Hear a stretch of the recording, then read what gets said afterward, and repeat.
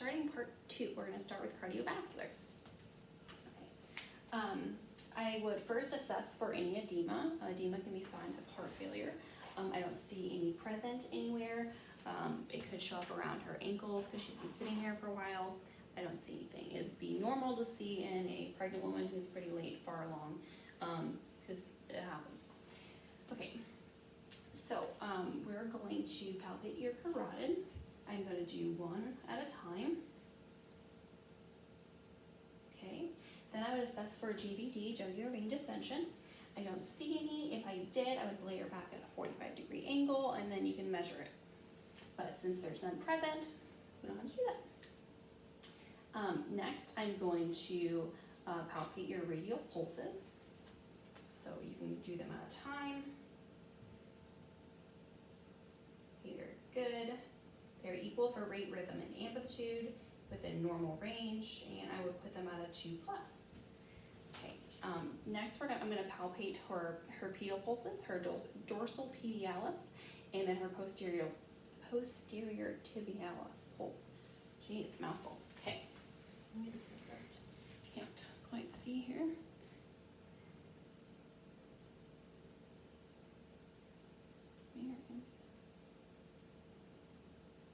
There you go. Okay. Now we do the back posterior tibialis. Behind her ankle. Now we're going to do her other side. Behind her ankle. Those are really noticeable. Okay. Felt all of those. Sorry, Mom. Take your shoes off. Okay. So, we checked her pedal pulses. So now we're going to move on to hearing her heart sounds. I'm going to do this with both sides of my stethoscope. First, I'm going to use my diaphragm. And then I'm going to do all by spots, and then I'm going to go back and do them all over again, okay? With the other side. So, here it goes. First, you have the aortic. Then you have your pulmonic. You have Erb's point.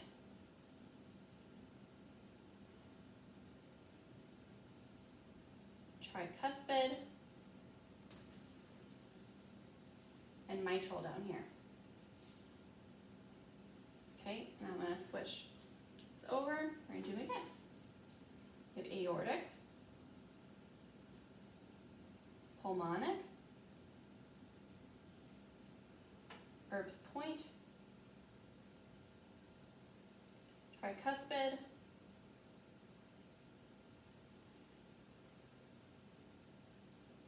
and mitral.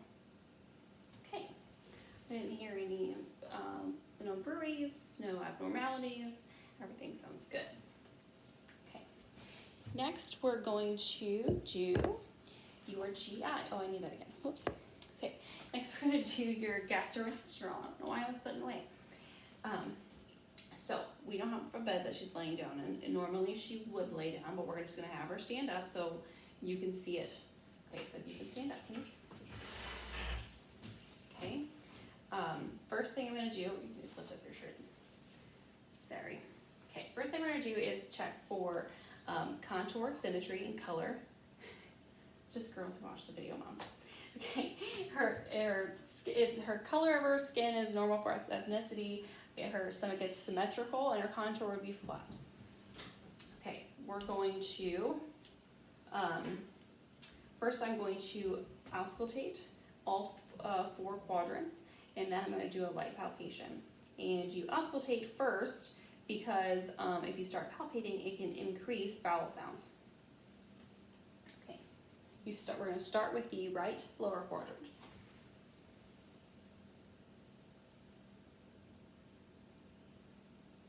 We're going to go right upper quadrant.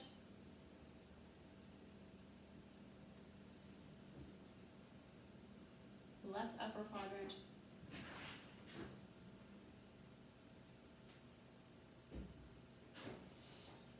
And left lower. You do it for probably more like, a minute or to 5 minutes per section, but we're not gonna sit there and do it. Her bowel sounds were normal active, didn't hear anything strange, didn't say anything too much, and you definitely don't wanna hear nothing at all. Okay, so that is it for that. You could sit back down. Oh, no, sorry, I did palpate. Okay. So you would use 3 fingers and you would do a light circular motion. You shouldn't be able to palpate anything. I mean, maybe a tad bit of the liver, but you really shouldn't. Okay, didn't feel anything, so that's good. Now we're all done. The GI. Okay, now to do your musculoskeletal. This is going to require some movement from you. Stand back up. We can sit down for now because we're going to do your upper extremities first. So first we're going to make sure that your shoulder, because we're going to do your shoulder for your major upper extremities, that they are equal bilaterally, the contour of them, and make sure that they're symmetrical, which they are. So now I'm going to have you do everything that we do, we're going to do on both sides to make sure it's equal bilaterally. Okay, so first thing we're going to do, can you abduct away from your body? Can you adduct back in? Can you raise your arms straight up? Can you put them all the way back? Chair willing. Okay. Can you then move your arm in a circle, circumduct? You do it the other one. Okay. Now I'm going to test your strength. So have your arm out, and I want you to push down. Okay. And then I'm going to have your arm here, push up. Okay, we're going to do it the other side. Have your arm out, push down.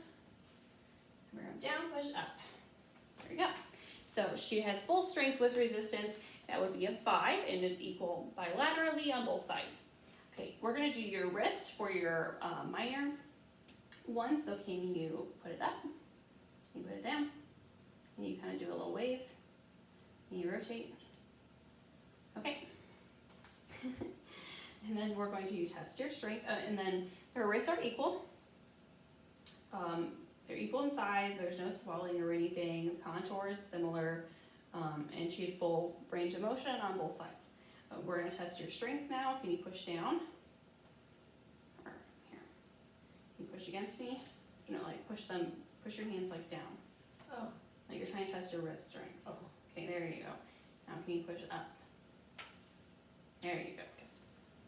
So it's equal 5 full resistance. Okay, now we're going to have you stand up because we got to check your lower extremities. We're going to do your hips, and then for your ankle, you can sit back down. We're going to do your hips. Can you abduct away, your leg out?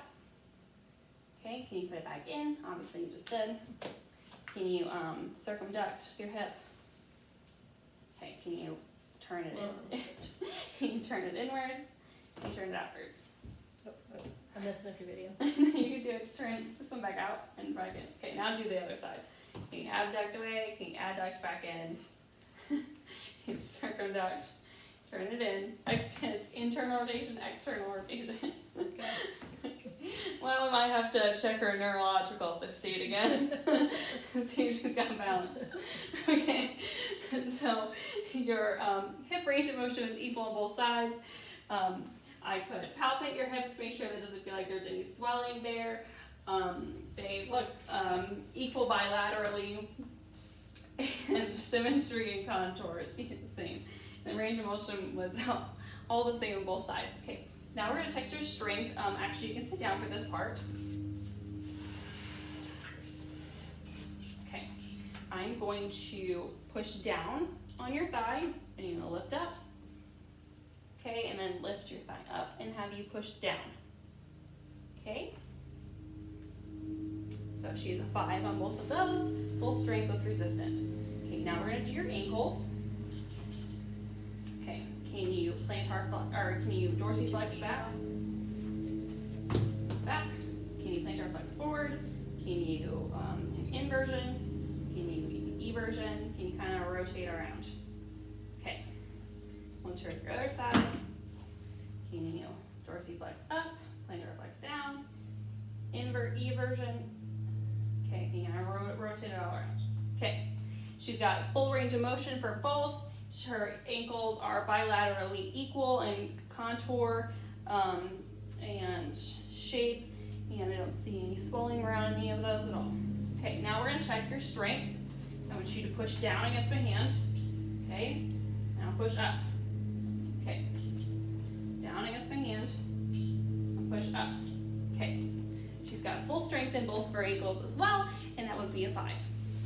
Okay, so musculoskeletal is done. Put her little slippers back on. Her gait when she walked in and when she's been standing here, other than her balance with the hip thing, has been good. She didn't use any assistive devices or anything, so she's got good gait. And then I would double check that my patient doesn't have any pain. Do you have any pain? Okay, that nothing came up. I would thank her for her time because it was a long assessment. It's 25 minutes. I would make sure that she didn't need anything, any comforts. If she were in a hospital, I would lower the bed, raise the arms, lock the bed, put the call light within reach. I'm going to perform hand hygiene. Thank my patient again, just because it is a tedious assessment, and that would be the end of the video.